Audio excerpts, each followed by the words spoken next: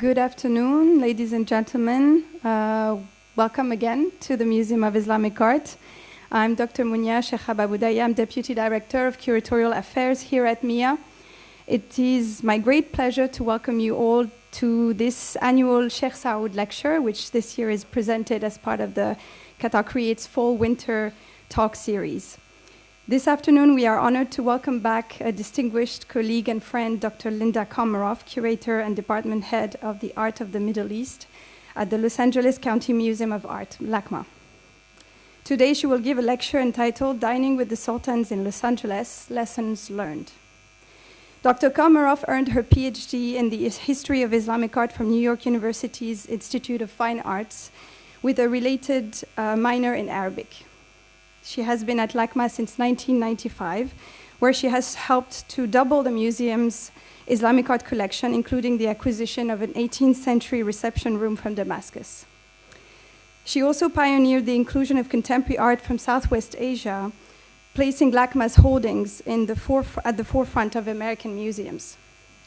Her major exhibitions include The Legacy of Genghis Khan, Courtly Art and Culture in Western Asia, 2003, Gifts of the Sultan, The Arts of Giving at the Islamic Courts, 2011, and shown here at MIA in 2012.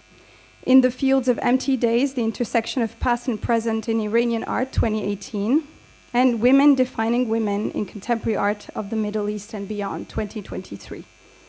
Her most recent exhibition, which she's going to present today, Dining with the Sultan, The Fine Art of Feasting, 2023-2024, opened first at LACMA, and later traveled to the Detroit Institute of Arts. It was the first exhibition of its kind to explore Islamic art through the lens of its culinary and hospitality traditions.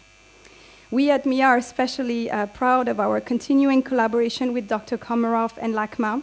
Many of you, maybe in the audience, will remember our earlier partnership on Gifts of the Sultan, and today that collaboration continues with our current temporary exhibition, A Seat at the Table, Food and Feasting in the Islamic World, presented in our first floor temporary exhibition space just across from the atrium and on view until November 8th. So I warmly invite you to visit before it closes soon.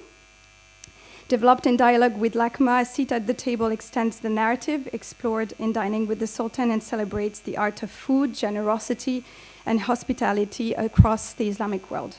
Please join me in welcoming to the stage Dr. Linda Komarov.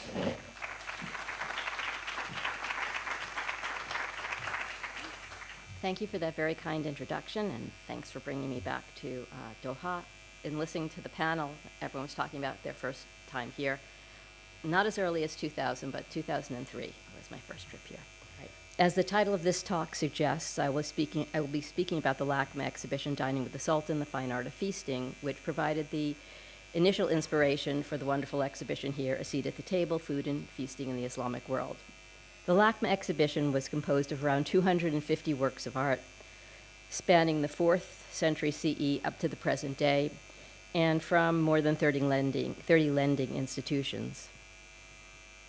It aspired to introduce our audiences to Islamic art and culture through the universal lens of fine dining. Oops, I'm going backwards. Sorry about that.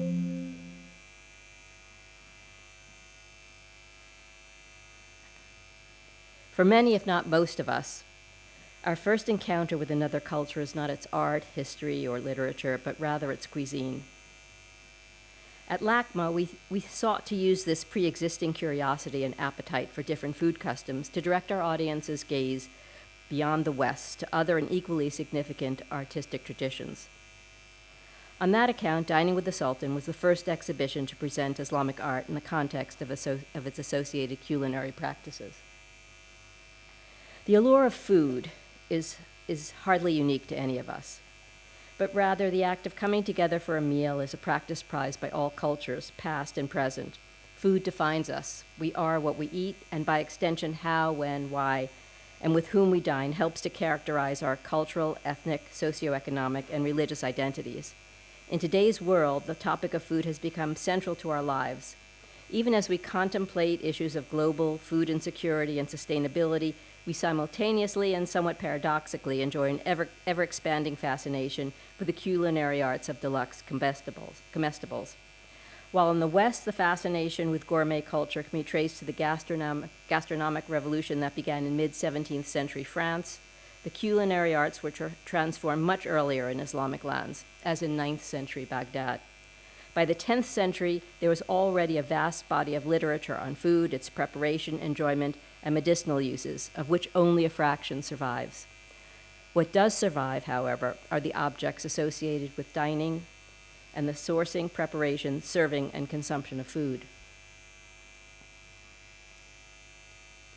Even a cursory glance around any museum installation of Islamic art would reveal a preponderance of plates, bowls, cups, bottles, trays, and all shapes and sizes of objects, representing a variety of materials and all manner of decoration.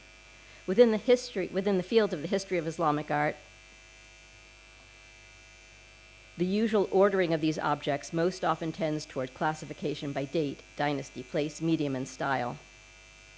Surprisingly, although it is frequently the first question that the museum visitor or the student new to Islamic art asks, scholarly attention has rarely focused on what substances these diverse vessels were meant to hold and how, if at all, their intended contents and use dictated their ultimate appearance. In the study of Italian Renaissance maiolica, as we shall see shortly, it has been notably postulated that changes in diet and dining habits as part of a dramatic shift in material culture contributed to the greater demand for deluxe ceramics as tableware, and to the proliferation in the variety and specificity of their shapes and sizes. Almost no related types of research had been undertaken within the field of Islamic art until Dining with the Sultan. I must confess, I'm not a food person. So you might ask, why would I devote several years of my life to an exhibition that has much to do with food culture? The short answer is curiosity. And here I might add that one of the many things that I appreciate about my work as a curator and a historian of Islamic art is that I am constantly learning. In fact, learning through research and study and then sharing that information with a broader audience is one of the main responsibilities of my job. And yes, I know just how lucky I am to be able to do what I love without fear of starving. So what I propose to do here is to share some of the lessons I've learned by way of presenting the Dining with the Sultan exhibition. To begin, not exactly at the beginning, but rather as a rationale for my methodology, which in this one important instance I borrowed from the study of Italian maiolica, a type of high-end, brilliantly glazed earthenware used as elite tableware in later 15th to 16th century Italy. A groundbreaking study by Richard Goldthwaite looked at maiolica from a socio-economic perspective, demonstrating that the demand for deluxe ceramic tableware was precipitated by a change in dining practices, an increase in the number of courses and the types of foods served in company, which required novel shapes, sizes, and larger quantities of serving dishes. While luxury ceramic tableware had been imported from Spain in the 15th century, the new market demand led to local technological and creative advances among Italian potters to satisfy the needs of the rich and powerful, who had begun to prefer such colorfully glazed ceramics to silver plate, especially when entertaining at their rustic country estates. I found that a similar scenario could be proposed for the Islamic world, though at an earlier date. It was in the early Abbasid era, the 9th to 10th century CE, that well-made ceramic wares with complex glazing techniques began to proliferate in Iraq, spreading rapidly throughout the empire. The sources for these new wares and their sophisticated and assured technology have been the frequent topic of scholarly research. However, what had not been considered was why these developments occurred in this place and time.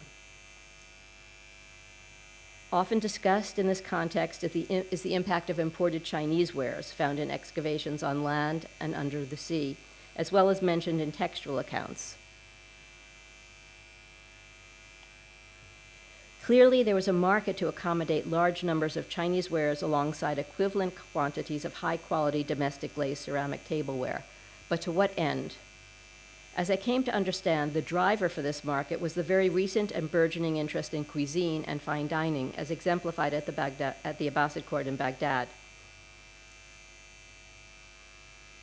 Changes in diet and dining habits generated the demand for new tableware alongside the development of new shapes and sizes, demonstrating a direct relationship between the sourcing, preparation, serving, and consumption of food and the evolution of a highly significant luxury ceramic ware industry in Iraq. So how did this come about? In the first centuries of the Islamic era, about 700 to 1100 CE, an agricultural revolution took place in the area between Iran and Spain. Propelled by the expanding Muslim polity, many new food crops were introduced, mainly from South Asia, in tandem with the development of novel methods of cultivation and land tenure. The result was an enormous escalation in the quantity, quality, availability, and variety of food, essential for the creation of a true regional cuisine. These dietary changes both stimulated and were fueled by ostentatious courtly dining as embodied by the early Abbasid Caliphate in Baghdad. The siting of the city with its easy access to trade routes by land and water facilitated the importation of costly and exotic foods, as well as the absorption of different culinary customs from throughout the empire. Often described as a golden age, the early Abbasid Caliphate was also a new age for food culture, in which elite cuisine was heavily influenced by the Persian court of the Sasanian dynasty, which ended in 651 CE. As at the Sasanian court, which served as a royal role model for the first Islamic dynasties, cooking contests took place under the Abbasids, often with princely competitors, while many of the Sasanian dishes retained their Persian names, enhancing their prestige. Food and fine dining were sufficiently significant in Abbasid court circles that poets composed odes to the dishes served by their hosts. Recipes from this era are preserved in the oldest of the surviving Arabic cookery books, written in the 10th century by Ibn Siyar al-Warraq of Baghdad, which is based on earlier sources that represent the beginning of culinary writing. At the Abbasid court, food was more than sustenance. Fine dining was an act unto itself, a form of enjoyment and a means of entertainment, while hosting a feast displayed wealth, power, and erudition. Portrayals in poetry and literary narrative show that this culinary fame spread quickly, carried forward by those outside the court who were nonetheless fed in its kitchens. Commensurate with the opulence of their cuisine, notables dined on gold and silver plate, which have not survived, as well as Chinese porcelain of the type said to have been gifted to the Caliph Harun al-Rashid. These new habits of consumption were likely emulated in a downward diffusion to the freshly affluent urban elite, among others, creating consumer demand for luxury tableware available in different shapes, sizes, and quantities, appropriate to the recently adopted dining etiquette.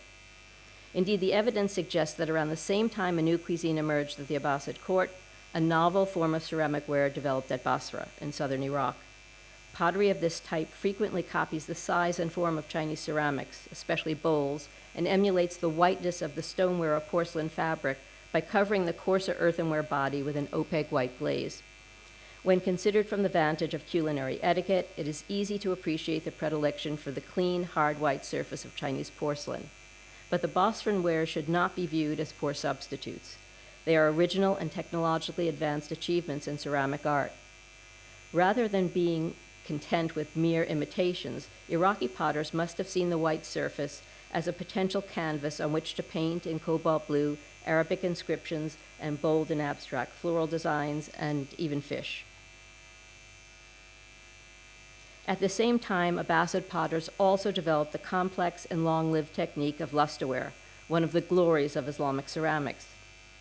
To make this type of costly ware, they first applied a paste of silver and copper compounds ground with sulfur and applied this to the glazed vessels, and then fired them a second time in a reducing atmosphere, forcing the metals to give up their oxygen and creating a thin, lustrous film fused to the glazed surface. I'm talking about the lusterwares. So many of them are showpieces. Some, as here, seem to give us a clue as to the types of food that may have been served in them. One of the things we learned from al-Warraq's Baghdad cookbook is that it's not just the flavor of the food, but it's the visuals as well. So plates were decorated, and color was one of the most important things. One of the ways in which these dishes were decorated, we learned, was to use pistachios and almonds dyed green and red, and these wares to me suggest that. And because part of the wonderment of dining with lusterware, I think, is that as the food diminishes from the bowl, it gradually reveals this lustrous surface. And you have to imagine that you're dining perhaps by candle or lamplight, so the surface is even more reflective. So it causes a sense of wonderment, perhaps, but imagine what it's like if you're dining with a dish and the dish you're eating is covered with almonds dyed, say, yellow or red, and green pistachios. And as the food disappears, you see the bottom of the bowl, and you're struck with the idea, didn't I just eat that? And it reappears again. Okay, lesson 2. It was only logical, perhaps, that as we brought 250 works of art together at the exhibition at LACMA, that new discoveries would be made.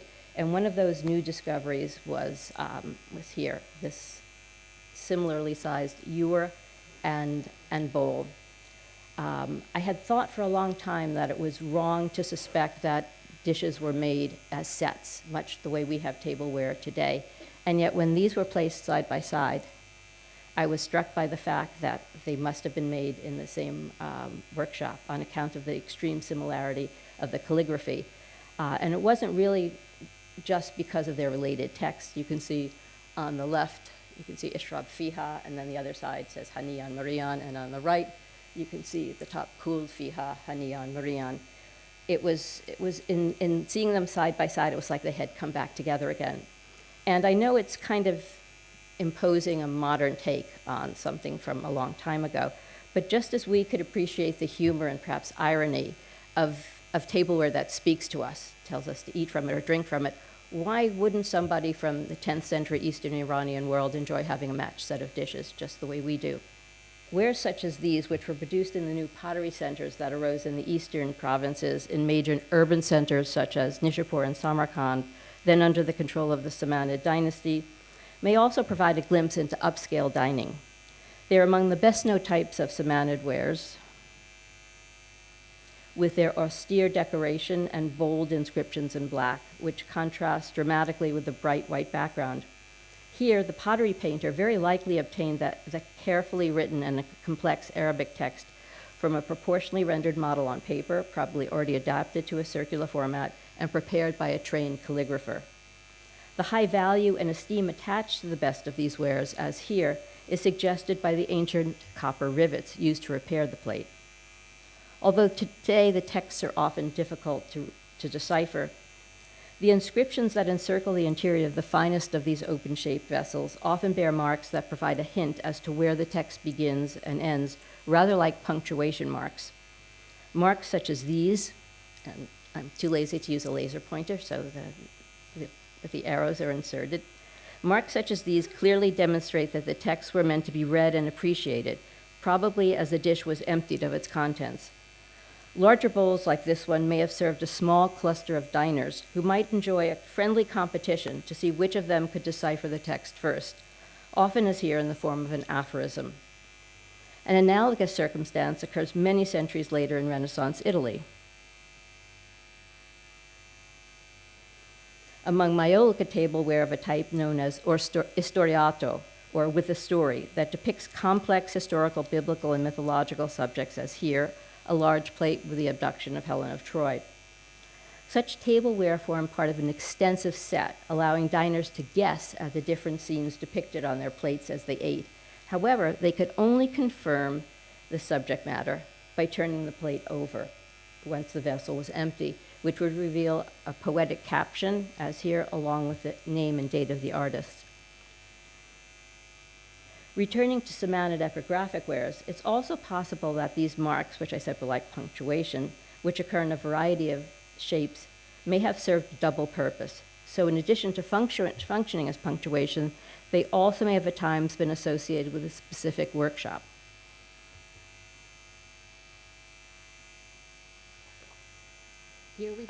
Here we can compare a bowl in LACMA's collection with a slightly larger one on view in the galleries upstairs, which are closely related in style, design, and color scheme. While the inscription of the LACMA bowl has been deciphered, the one on the Mia vessel still awaits a complete reading. I've already alluded to the importance of imported Chinese porcelain as elite tableware in historical Islamic lands. Today, the vast collection in the Topkapi Palace, Istanbul, of some 10,000 porcelain porcelains attest to the popularity of these wares at the Ottoman court. Similarly, but on a smaller scale, 1,000 porcelains were endowed to the Ardabil shrine in Iran by the Safavid Shah Abbas in 1605-6 CE. This donation seems to have coincided with the Shah's shift from dining on Chinese porcelain to using gold plate exclusively at his table. Considering the size, quality, and scope of the Ardabil shrine's now dispersed Chinese porcelain collection, it must have been assembled over multiple generations across dynastic and familial boundaries, testifying to elite taste for these imported wares in the 15th through 16th century. Such precious porcelain, when not in use, seems to have been displayed in a special chamber known as a chinikhane, literally china or porcelain house. Such a space was constructed for the porcelain bestowed to the Ardabil shrine in the early 17th century, as here, and here more recently, and here depicted at the far left in a late 15th century illustration in a manuscript made for the Timurid ruler of Herat, Sultan Hussein Baikara. Sultan Hussein's taste for Chinese porcelain is demonstrated visually in this remarkable double-page frontispiece in a manuscript of Sadi's Bustan dated 1488 CE. It depicts a princely entertainment, replete with music, poetry, and wine, centered on the figure of Sultan Hussein in green, seated outside a garden pavilion on the left-hand page. On the right-hand page, bracketed by 2 golden wine vessels, and the arrow is pointing towards it, is a carefully rendered Chinese blue and white flask, so closely detailed that it can be identified as an early Ming Dynasty model. Its inclusion and deliberate specificity were meant to attest to the rarefied atmosphere of sophistication and taste associated with Sultan Hussein's court, but it also demonstrates an acute appreciation for the object itself. On the left-hand page, in a similar vein, blue and white vessels are depicted in niches in a chinikhane, visible through the open window of the pavilion, outside of which the royal celebration unfolds. Perhaps the viewer was meant to infer that the Ming flask, as well as the blue and white vessels set on a golden table before the seated prince, and another bottle held at the ready by a nearby page to refill a wine cup, had lately been removed from the chinikhane pictured above for the purpose of the festivities. I've taken this brief detour into the reign of Sultan Hussein just to give an example of how deeply Chinese porcelain was prized among the Persian ruling elite. So let's return to the large group of porcelains gifted by Shah Abbas to the Ardabil shrine, which certainly must have subsumed other collections, royal and otherwise.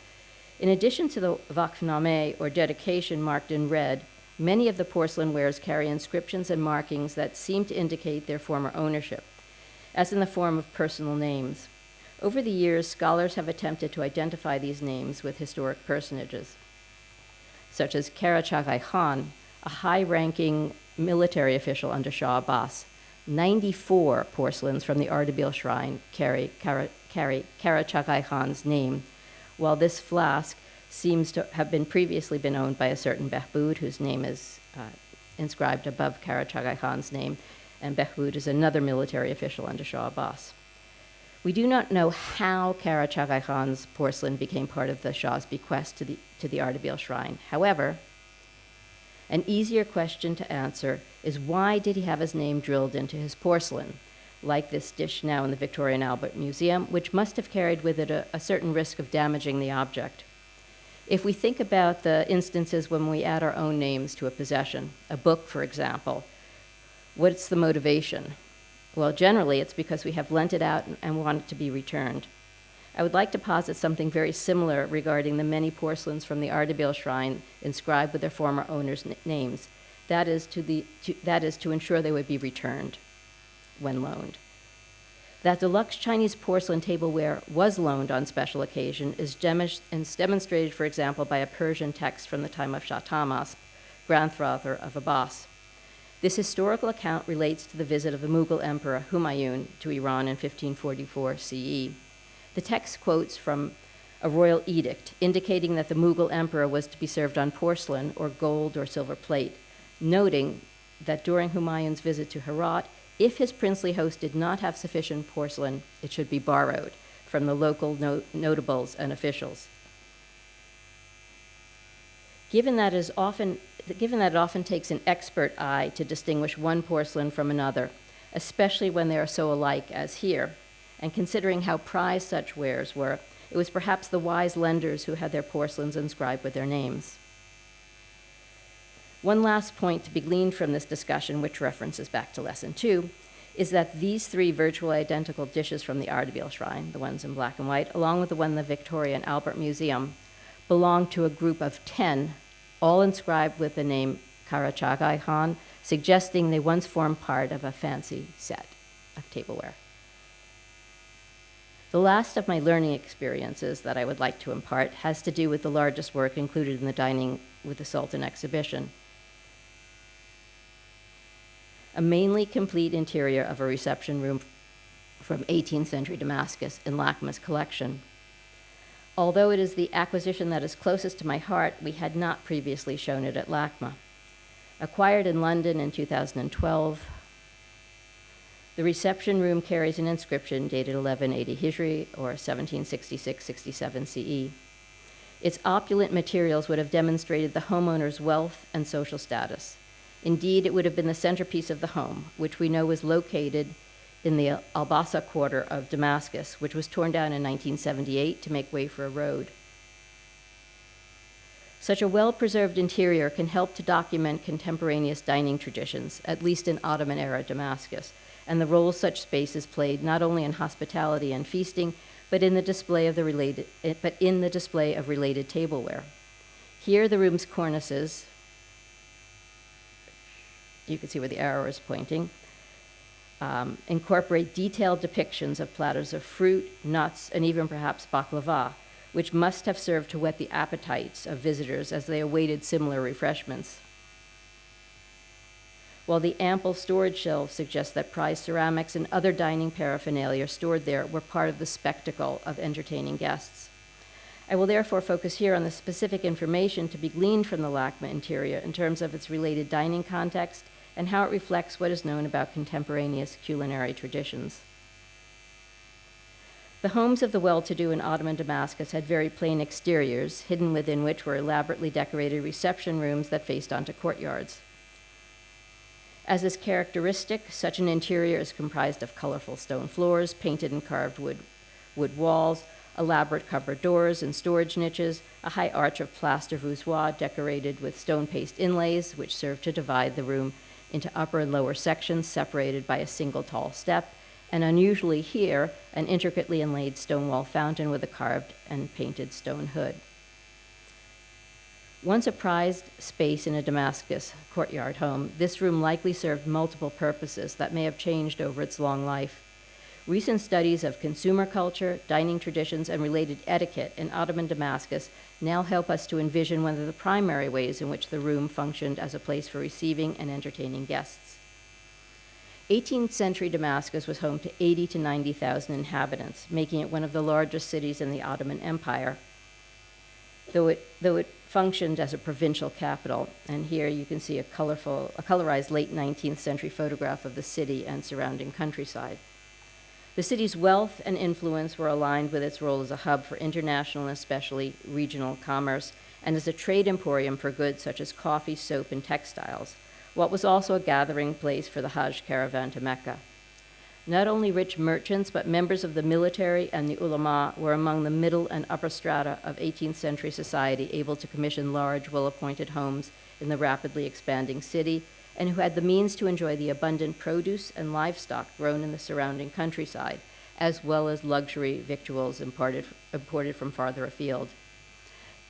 Bread was a staple for rich and poor alike, but only the affluent enjoyed a white bread made from wheat grown south of the city in the Hauran Valley, which might be coated with butter or sesame and sesame oil.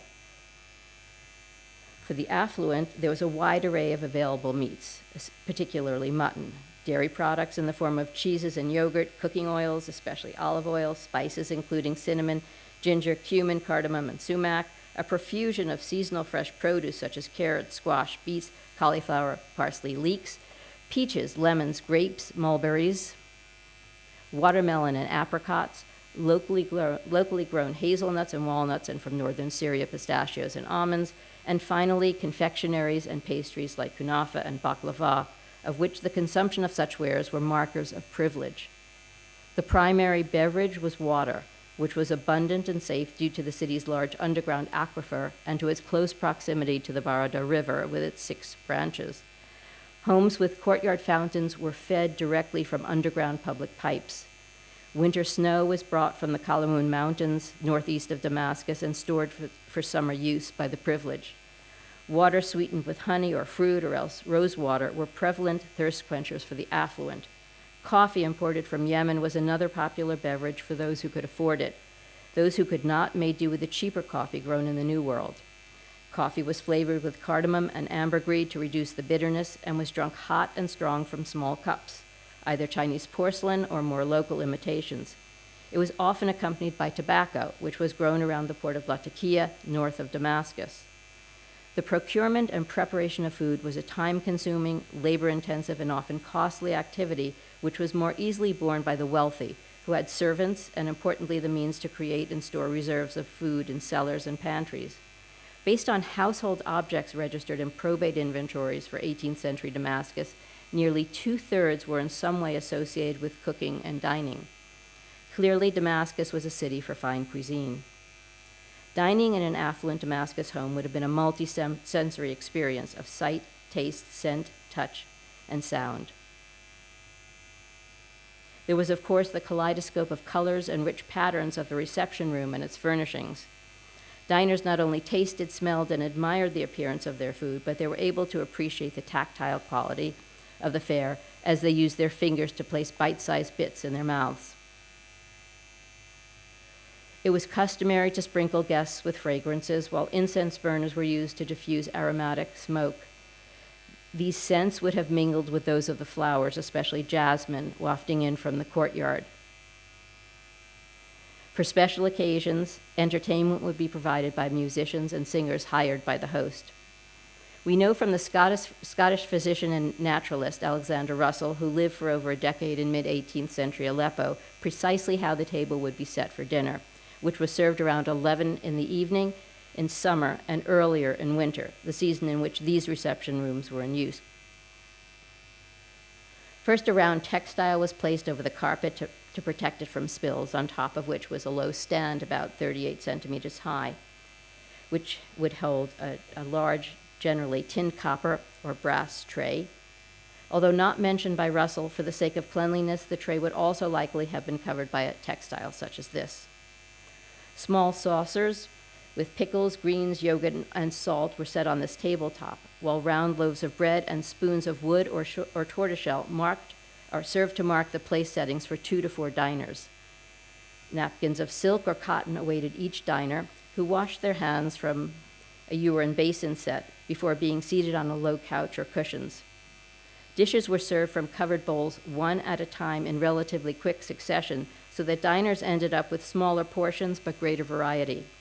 They did not remain at the table once the last dish was served.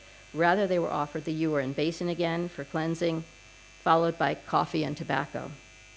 A typical menu might include 5 or 6 courses, often beginning with soup and ending with a rice-based dish. Russell mentions small pieces of roasted mutton on skewers, which he refers to as kebabs. He also describes stuffed squash and zucchini or mashi filled with lamb, rice, nuts, and currants, as well as ground lamb with burgal or kibbe. Generally, the food was prepared in such a way that it could be eaten with 3 fingers or with a piece of bread. Meals might be finished off with a type of fruit compote served cold or sometimes iced, and just enough for a few spoonfuls. Water was the only beverage that might accompany the meal, though personal drinking cups were not standard but were often shared. There is scant textual evidence on the specific types of vessels in which the food was served. Even cookery books only rarely mention how dishes were to be plated. For an affluent Damascene household, bowls, plates, and platters might be of silver, tinned copper, and glazed ceramics. Of these 3 materials, we probably have the best surviving evidence for the glazed ceramic tableware, which, in addition to their visual appeal, were non-porous and therefore largely impermeable to food oils and thus easier to clean. We can posit 4 categories of ceramic tableware, of which some predate the 18th century, but given their nature as luxury goods and their high rate of intact survival, they must have continued in circulation and long after their production. Indeed, a late 19th century dictionary of Damascene crafts mentions the skilled menders of glazed ceramics, which on account of their rarity and expense were repaired with brass rivets, as you can see here. Among the 4 types of tableware, we have those produced locally in the late 16th and early 17th century.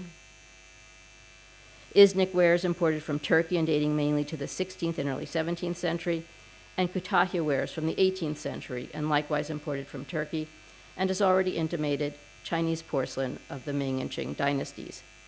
The Syrian wares, which have not been well studied, consist primarily of plates, jugs, jars, and bottles. It's generally believed that their color scheme and floral-based designs were inspired by ceramics imported from Iznik in northwestern Turkey, which is our second group. There's limited textual evidence pertaining to the presence of Iznik wares in Damascus, as in probate inventories.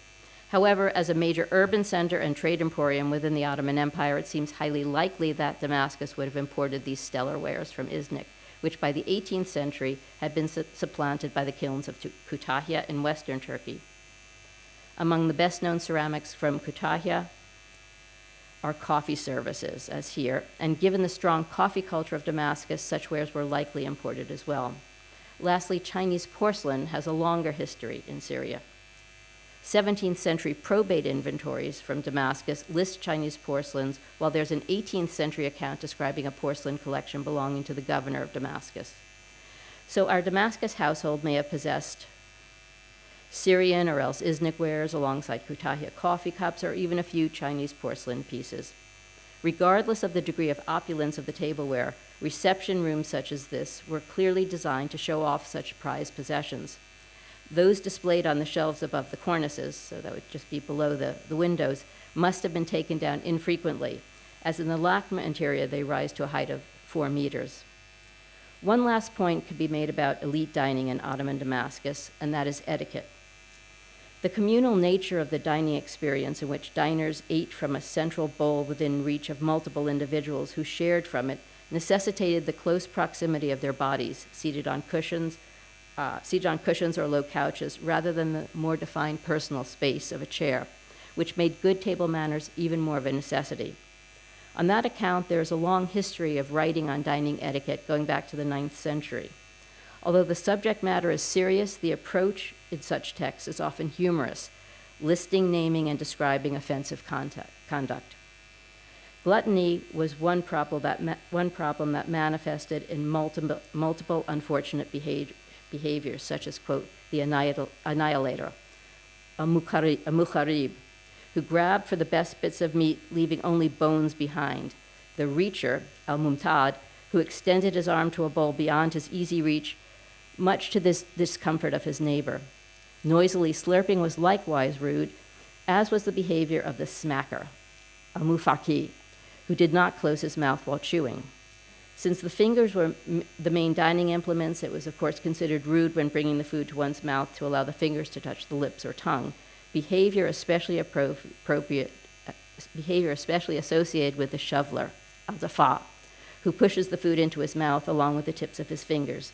Naturally, it was equally repellent to lick one's fingers during the meal, but most repellent of all was the disgusting one, al-murathi, who allowed grease to dribble onto his mustache and chin. I could go on. The 16th century Damascene scholar Al-Ghazi listed 81 such blunders in his manual on table manners, for which I am indebted to the work of Helen Pfeiffer.